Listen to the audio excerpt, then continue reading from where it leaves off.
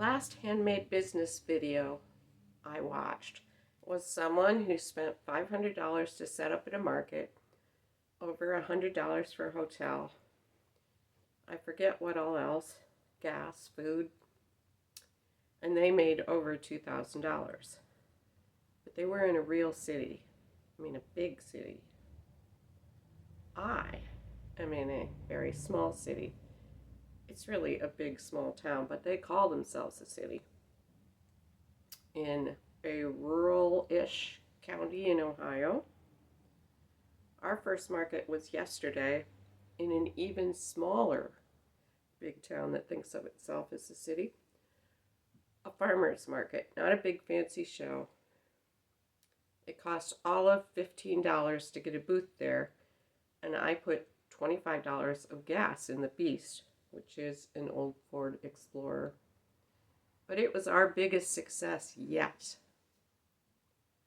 However, since I'm embarrassed trying to compete with people who, like this is a competition, with people who make thousands of dollars at markets, I don't even want to say what we took in. We made a profit. It was our best show ever.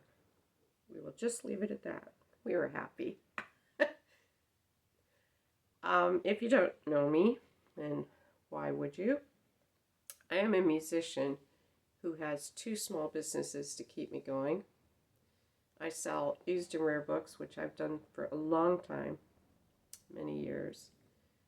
And I make all sorts of sewing items, lots of different kinds of bags, notebook covers, the obligatory scrunchies and wristlet key fobs. I also make some beaded bracelets and keychain purse dangly things and some journaling stuff. My friend Colin knits, and we do shows together. We don't do a ton of shows because, like I say, we're not in or near a city. And truthfully, I'm not at the level where I could even afford a $500 booth. And I'd have to sleep in the Beast, which wouldn't be very comfortable, and I doubt I could talk Colin into doing that. Thus, I've never even researched bigger shows in bigger cities. I'm not even sure the Beast would get there. We do little markets in our area that are never going to make us tons of money. I'm hoping to build up the mail order end of the business because of that. I've done a bit of mail order, not tons, but, I'm a beginner. Well, I do a ton of mail order with books, but with the handmade business, I'm new at it. Because, look at me promote here. When we were packing up the Beast, Colin looked at me and said, "Have we done this before? Because I sure don't remember how we used to pack the car." I was right there with him. I didn't remember exactly how to pack my stock, how much of it, which things. I just kind of flung things into plastic totes. And we didn't remember how we used to set up the booth. Because it's been since October. It's like 7 whole months. We seem to have forgotten everything. I told Colin it was like Laurel and Hardy setting up at a show. But he is too young to even know who Laurel and Hardy are. Honestly, I never really liked Laurel and Hardy. But way back in the dark ages, we only had 3 television channels, and old movies were a big part of our lives. Sometimes I feel like the difference between my childhood and now is comparable to like Little House on the Prairie. So for our farmer's market setup, we have a canopy, some old rickety tables I got at an antique dealer's estate sale, 2 milk crates and a board for a shelf, and 2 grid wall panels on wheels, which honestly most of our sales come from those. People stop and examine everything on the grid walls. You may notice the wall behind me is empty. Well, that's if you've ever watched this before, and it's usually got stuff on. The reason is because I had to take the hooks to the market buying another set of hooks is on the list, but it's not the highest thing. We, you know, snazz up the rickety tables with lace table coverings, and people don't seem to notice what's underneath. I've thought about spray painting the 2 milk crates on the board so they'd look a little better, but I haven't done that. May never. Before we were 100% set up, a lady came and said, "Hey, you were here last year," which we were. This is our second year setting up at any sort of shows. She bought a key fob and she pulled it out of her purse to show us how it's holding up, which, yay, is just fine. It looks like new. It did. So, maybe she doesn't drag it around like I do. She bought another one, and she bought a silicone bead. I'm not sure. She bought a bracelet or a keychain. The silicone bead things were real popular yesterday. People were way into picking them up and rolling them around in their hands, because it's got the texture. I don't remember them doing that last year, but I did have way more of them yesterday because of my horrible packing. I threw everything in, so I had piles of them. So we didn't have to sit around wondering if we would ever make our first sale. You probably know what that's like. We've sold a few small things, and then had a lady who had bought a composition notebook cover with a notebook and a pen last year, and she wanted us to know she writes in it every day. I'm not sure what she writes, but she was really happy with it, and it made us feel good. I mean, that's 2 people who came up special to tell us that they liked stuff they got from us. That was a real ego boost. Better than the other ones. She also didn't realize that once she fills up the notebook, she can just pop another one into the cover. But now she does, because I told her. Colin thought maybe I shouldn't have told her so that she'd come back and buy another, whole one when she runs out of space. But I figure if she's writing every day and she hasn't even filled the darn thing up yet in a year, it'll be like 3 or 4 more years before we'd ever make that second sale. Our biggest sale of the day, need to turn pages in their stock. Our biggest sale of the day was to a lady who bought several small pouches. I make one that's a jewelry pouch. It's actually because I bought this pile of really cool oriental fabrics, and the rectangles make a bag. The good ones are still packed in the car because I haven't emptied it yet, but this is the one out of my purse. See, it's a little bitty bag. It's got cat hair and stuff on it because I use it. When I was trying to think of a name for something that size, because people always want to know what things are for, using it for jewelry when you're packing a suitcase seemed to make the most sense. I have that one in my purse. I use little things in it: a measuring tape, a handful of hard candies, lip gloss, little things. Makes them easier to find. They don't fall to the bottom of the purse. I, of course, have one I made a mistake on. But heck, my purse is a bag I made a mistake on as well. I've been using the purse for 3 years now, and it's still going strong. So I might be carrying this thing till the day I die. Anyhow, the lady who was buying the stuff is a hiker, and she'd been looking for ways to organize stuff in her backpack. So she brought several of those. Since it was an assortment of fabric, they're all different. And she bought these little tiny bags. This is mine. I walk the dog with it. The whistle is to get his attention. Anyways, those were the sizes she bought.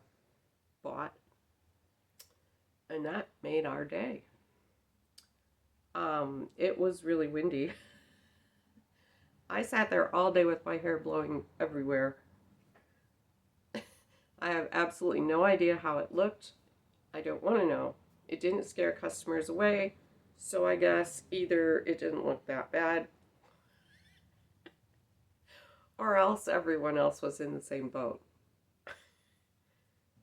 I know that everybody's advice is to talk to every single shopper who comes anywhere near your booth, but that is not me. I took a book. Hey, sweetie. Yeah, yeah. You can't go in there right now. That's my cat who's running from another cat. Okay, I took a book. A big, huge book. It's actually a 3-in-1. Last week or so, I'm not sure if it was last week or the week before, CJ Cherry made an announcement that she can't write anymore. And I was seeing people's reactions to that and all the great things they said about her writing and her world building. And I've never read one. So I walked over to my own bookshelf, and what do you know? There was a CJ Cherry book. Yeah, that's laying here too. The Chenur Saga. Don't know if that's how you say it. It's how I say it. I also found one on my books for sale shelf for later, if I like this, which I think I will. And I'll make myself a real deal on one I sell to myself. I am only 60 pages in, but I am liking it. I was kind of put off by all the words that I can't pronounce.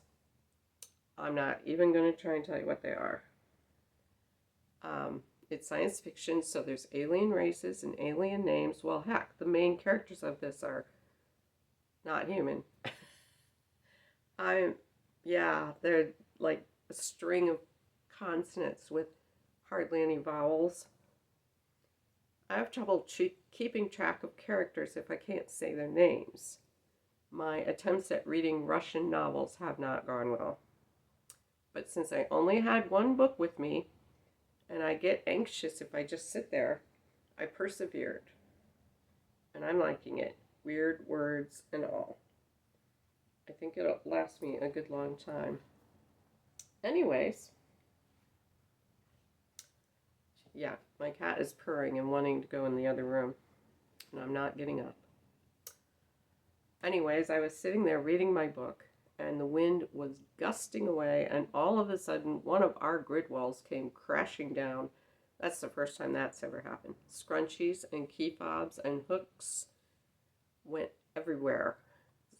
Some people who were walking past raced over to help set it back up, and were busy putting everything back on it by the time I put my book down and went over there.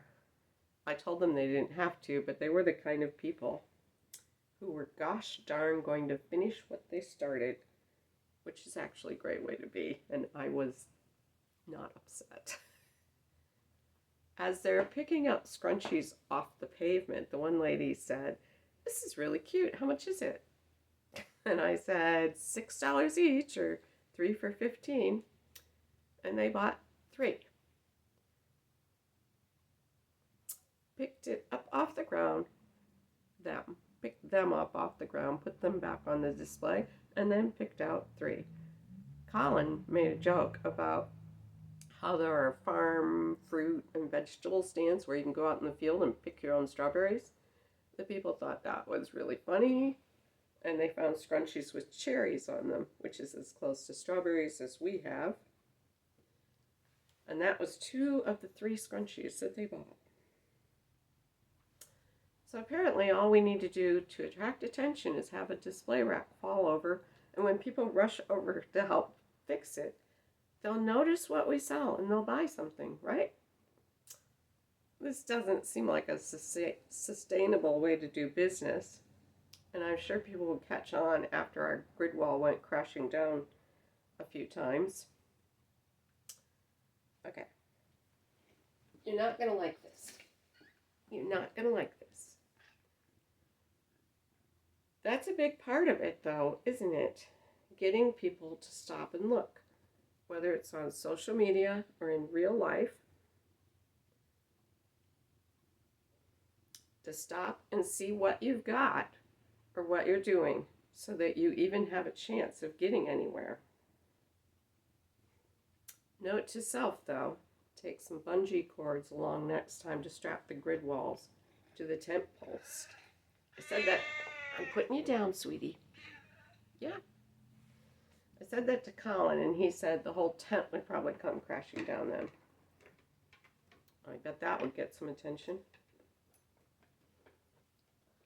It's like Animal Central here. There's a dog tail.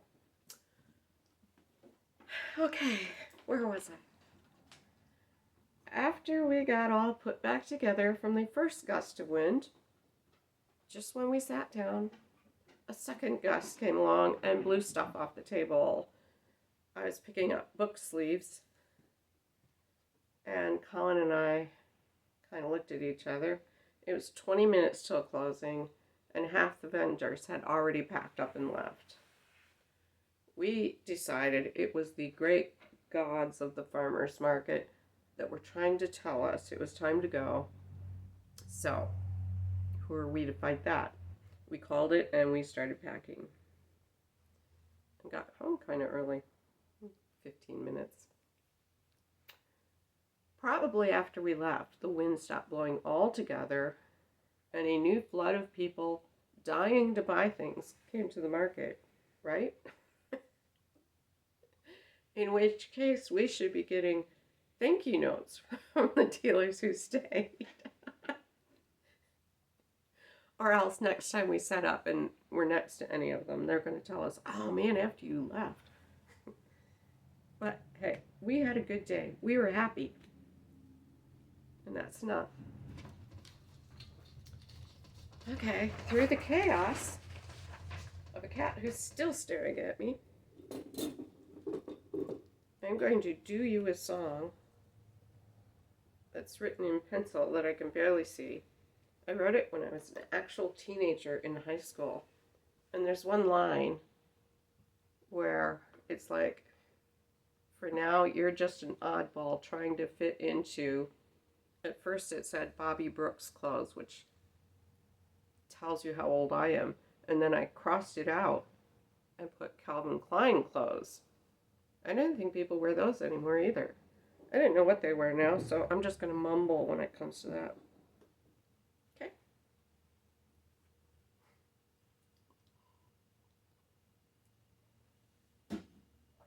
So, I'd like to introduce you to high school me. I think this is the oldest song I have. This was in my Bob Dylan stage. Took a walk last night down Main Street. Okay, it's not me, it's you. You took a walk last night down Main Street. You ran into Henry Carr. He told you, kid, get with it. Better find out who you are. At first you thought he might know what he's saying. Then you thought, no, he's just high. How can he know what's inside you? And you turned off with a sigh. Well, let them laugh at you, baby, 'cause they really don't know better. Let them laugh at you, baby, you see it doesn't mean a thing. Let them laugh at you, baby, you can get along without them. Just don't let them make you change. Sorry. Been a while. There's a couple kids at school, they've got their futures neatly planned. Got their scholarships to colleges securely in their hands. And you wish you had a map to tell you where you're gonna go, so you'd have more to look ahead to than just this fear of getting old. You think perhaps you'll be a poet and you'll die when you're 19, or 26 like Keats, or disappear like Weldon Keys. When you're famous, they'll all love you. When you die, they will all weep. show them you were something and you didn't even see it. Let them laugh at you, baby, 'cause they really don't know better. Let them laugh at you, babe. You see, it doesn't mean a thing. Let them laugh at you, baby. You can get along without them. Just don't let them make you change.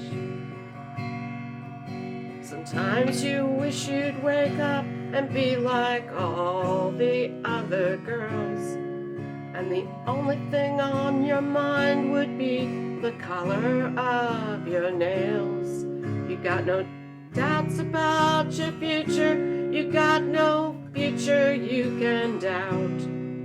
And you don't care about getting trapped by life, 'cause you really don't want out. But for now you're just an oddball, trying to fit into something close, trying to act like all the rest, though really everybody knows you're always on the outside looking in, always acting, playing games. You're afraid to be yourself. You think they'd think you're just too strange. Let them laugh at you, baby, 'cause they really don't know better. Let them laugh at you, babe. You see, it doesn't mean a thing. Let them laugh at you, baby. You can get along without them. Just don't let them make you change. Thank you.